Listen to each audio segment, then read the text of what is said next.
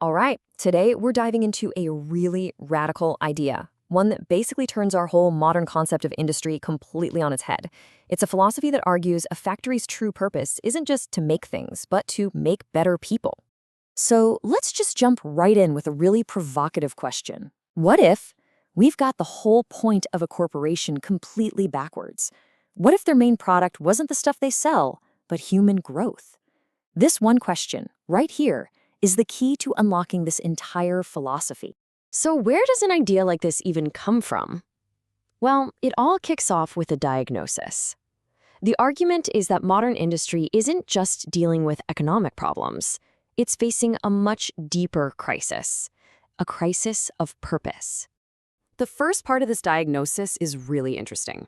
The idea is that our most skilled artisans, the true masters of their craft, have kind of lost their way. They've shifted from being these deep thinkers and creators to, well, just merchants, focusing only on business and profit. And that leads right into the second piece of the puzzle. When companies face labor challenges, they take what the speaker sees as the easy but totally wrong path. They just default to robots and automation. And in doing so, they're completely missing what this philosophy says is their real job, to be a place for people to develop and grow. So if that's the problem, then what's the solution? Well, it starts with the individual. It starts by completely redefining what it actually means to be a master. And to really get this, we've got to learn a key Korean term, myungin. In Korea, this is a title of huge respect. It's for a master artisan, someone who has poured decades of their life, we're talking like 30 years, into perfecting a skill. But this philosophy argues the title means something so much deeper than just being good with your hands.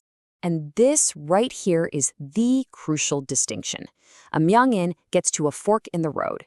They can either be a jangsakkun, basically a merchant who just sells their skill, or they can become a doin, an enlightened one who actually develops their own deep philosophy about their work and their life. This quote just nails it. True mastery isn't about what you can do, it's about the depth of your thinking.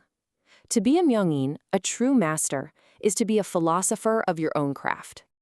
Okay, so if the individual artisan has to be a philosopher, what in the world does that mean for the entire corporation? The vision here is just as radical. The company itself must become a kind of school. We've touched on this already, right? The standard 21st century business playbook is pretty clear. When labor gets tough or expensive, you automate. You bring in the robots. It's just seen as logical, efficient, the way things are going. But this philosophy, it offers a blunt, no-holds-barred rejection of that entire way of thinking. The idea that you can just swap out people for machines is dismissed as, quite simply, a foolish thought. So why foolish? Because it completely misunderstands the point of work. Work isn't just about making a product. It's a necessary tool for us to learn and grow as human beings. A company's real function is to be a dojang, a school for humanity. So if you take people out of that environment, you're basically robbing them of a vital space for their own development. And get this, the thinking doesn't stop at the factory gate. It actually expands into a concrete proposal for social reform. A simple but really profound change aimed at building mutual respect throughout all of society. So how would this actually work? It's pretty simple, really. Just 3 steps.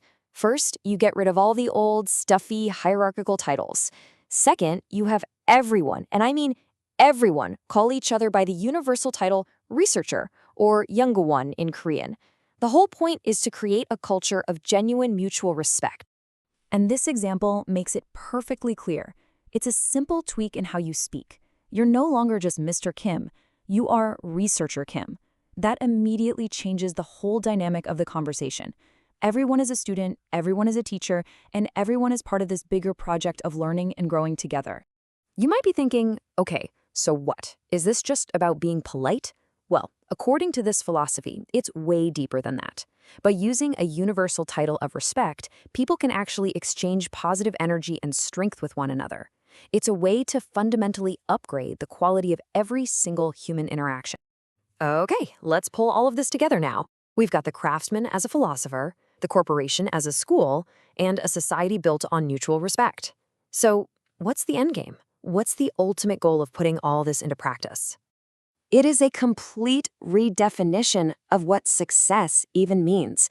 The old goal, the one our entire system is pretty much built on, is all about earning money and maximizing profit. But the new goal, this philosophical goal, is about earning global respect and making a real, tangible contribution to humanity.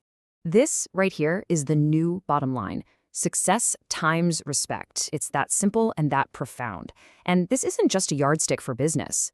The speaker is very clear that this applies to everyone with influence, from CEOs to cultural leaders and, yes, even politicians. And here's the really big promise of this whole philosophy.